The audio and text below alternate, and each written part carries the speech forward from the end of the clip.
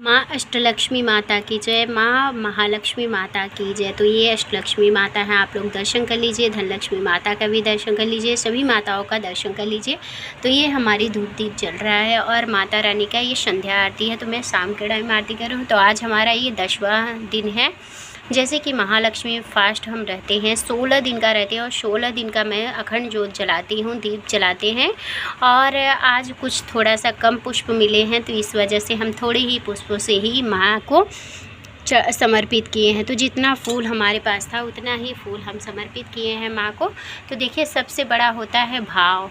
अगर यदि आपके पास भाव है तो चाहे वो जो भी देवी देवता हो, सब हमारे प्रसन्न होते हैं भाव से। सबसे महत्वपूर्ण चीज़ होती है भगवान को प्रसन्न करने के लिए भाव। तो भाव बहुत ही ज़्यादा ज़रूरी होता है। आज मैं आप लोगों को बताने वाली हूँ कि ये महालक्ष्मी का व्रत हम कैसे स्टार्ट किए हैं और कैसे जाने हैं और क्या ये रीज़न है।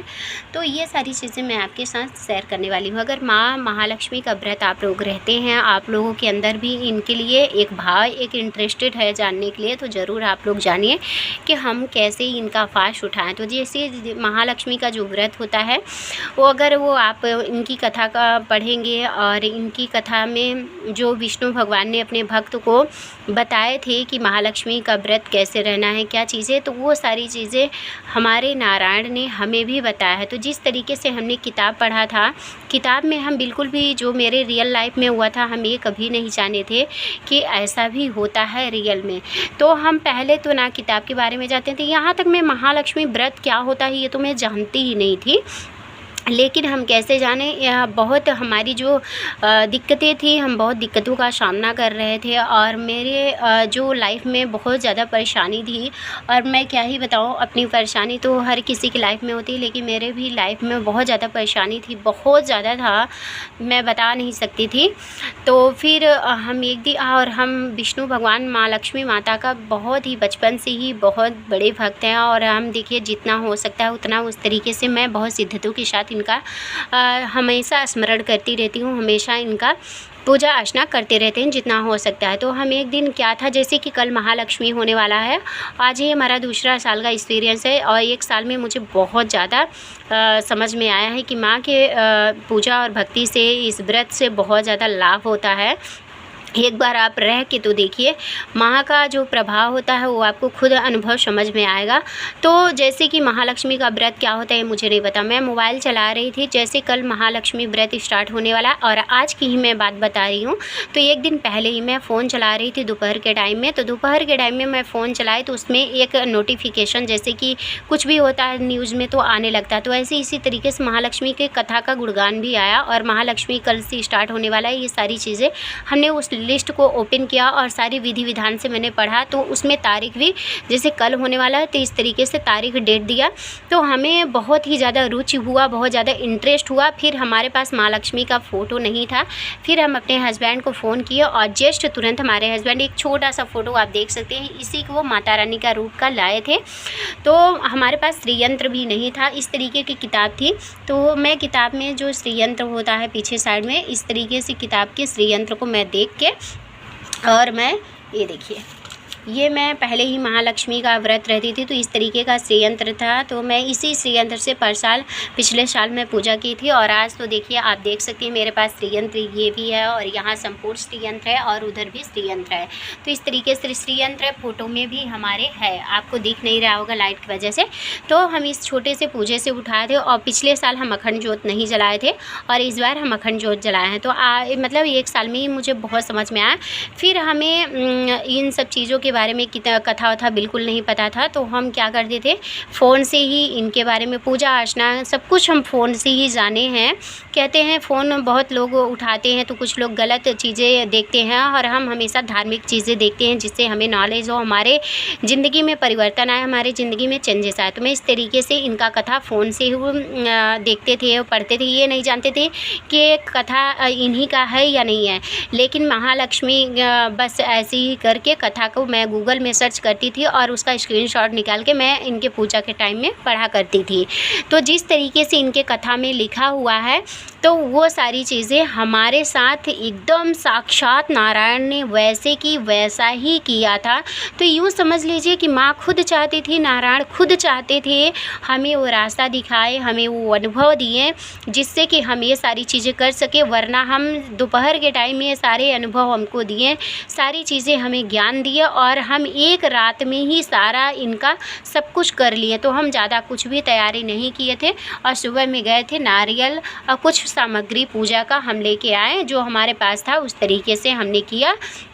और आजकल तो देखिए फ़ोन में सारी चीज़ें मिल जाती। फिर हमने महालक्ष्मी का जो व्रत था वो मैंने पूजा की विधि को सर्च किया और फिर कथा को सर्च किया, फिर उद्यापन को सर्च किया।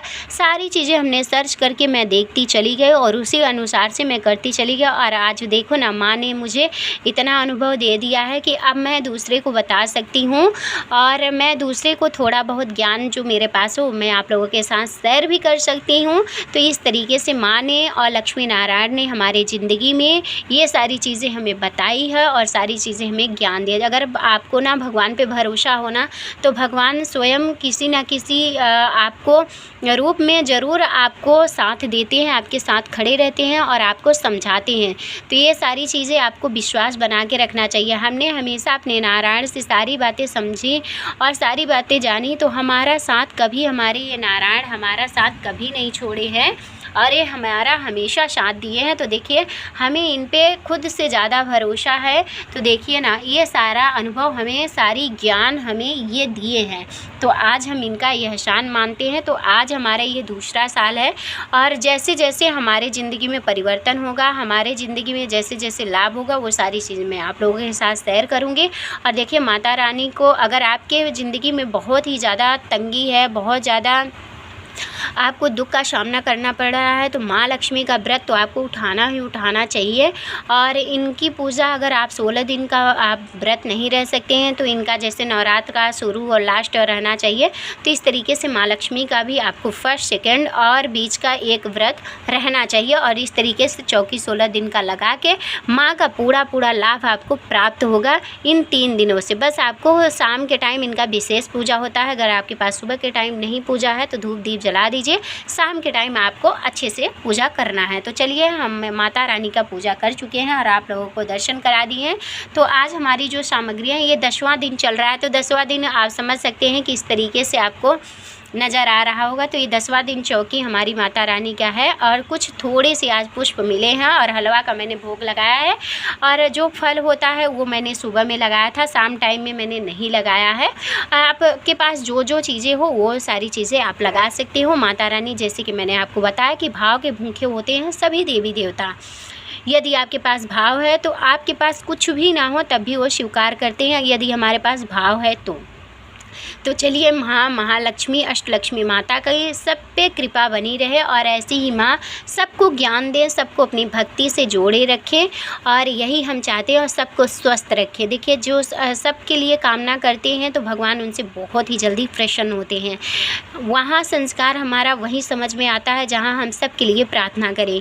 यदि हम अपने लिए प्रार्थना करते हैं तो प्रभु भी जानते हैं कि ये स्वार्थी है, ये खुद अपने लिए कर रहा है, तो वहाँ हमारा कल्याण कभी नहीं होने वाला है। इसलिए सबका कल्याण चाहिए, सबको स्वस्थ रखे माता रानी, सबको ऐसा अनुभव दें जो मेरे साथ हुआ वो मैं आप लोगों के साथ शेयर की हूँ।